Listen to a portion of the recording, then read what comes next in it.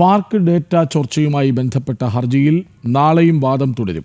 IT mission ഉദ്യോഗസ്ഥർ ഹാജരാകണമെന്ന് ഹൈക്കോടതി ഉത്തരവായി. വിവരങ്ങളുമായി കൊച്ചിയിൽ നിന്ന് രേഷ്മ ബാബു ഒപ്പം ചേരുന്നു. രേഷ്മ, എന്താണ്?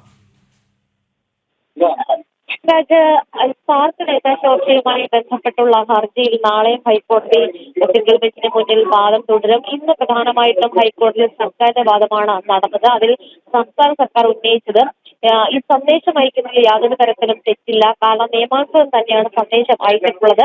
അത് മാത്രമല്ല, ഒരു IT മിഷൻ കേന്ദ്രീകരിച്ചുകൊണ്ടൊരു യൂണിഫൈഡ് രജിസ്ട്രി വിവരശേഖരണത്തിന് വേണ്ടിയിട്ട്, അതായത് ഒരു ഏകീകൃത രജിസ്ട്രി സംവിധാനം നടപ്പിലാക്കാനായിട്ട് രൂപീകരിക്കാനായിട്ട് തങ്ങൾ ഉദ്ദേശിക്കുന്നുണ്ടെന്നുള്ള കാര്യവും സംസ്ഥാന സർക്കാർ ഇന്ന് ഹൈക്കോടതിയിൽ വ്യക്തമാക്കി. അതോടൊപ്പം തന്നെ ഈ മുഖ്യമന്ത്രിയുടെ ദുരിതാശ്വാസ നിധിയിലേക്ക് സംഭാവന നൽകിയവർക്ക് നന്ദി അറിയിക്കാൻ വേണ്ടിയിട്ട് ഒരു സന്ദേശം അയക്കാനായിട്ടുള്ള അനുമതി, അതിനുള്ള അപേക്ഷയും സംസ്ഥാന സർക്കാർ ഇന്ന് ഹൈക്കോടതിയിൽ സമർപ്പിച്ചു. പക്ഷേ ഹർജിക്കാർ ഇതിനെ തുറന്നെതിർത്തു. കാരണം 2 വർഷം മുൻപ് നേരത്തെ തന്നെ ഒരു പൊതുവായിട്ടുള്ള ഒരു നന്ദി പ്രകടനം സംസ്ഥാന സർക്കാർ അയച്ചതാണ്, അല്ലെങ്കിൽ അറിയിച്ചതാണ്.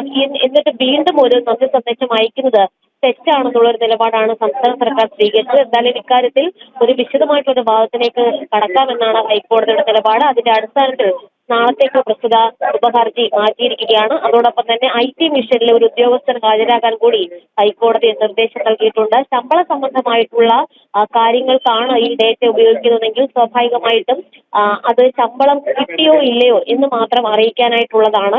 മറിച്ച് മറ്റൊരു സന്ദേശം അയക്കാൻ പാടുള്ളതല്ലല്ലോ എന്നുള്ള ഒരു അഭിപ്രായം ചോദ്യം കൂടി ഇന്ന് ഹൈക്കോടതിയുടെ ഭാഗത്തുനിന്നും ഉണ്ടായി. എന്തായാലും സംസ്ഥാന സർക്കാർ അറിയിച്ചിട്ടുള്ളത്, മുഖ്യമന്ത്രി എന്ന് പറയുന്നത് ഭരണനിർവഹണ വിഭാഗത്തിന്റെ തലവനാണ്.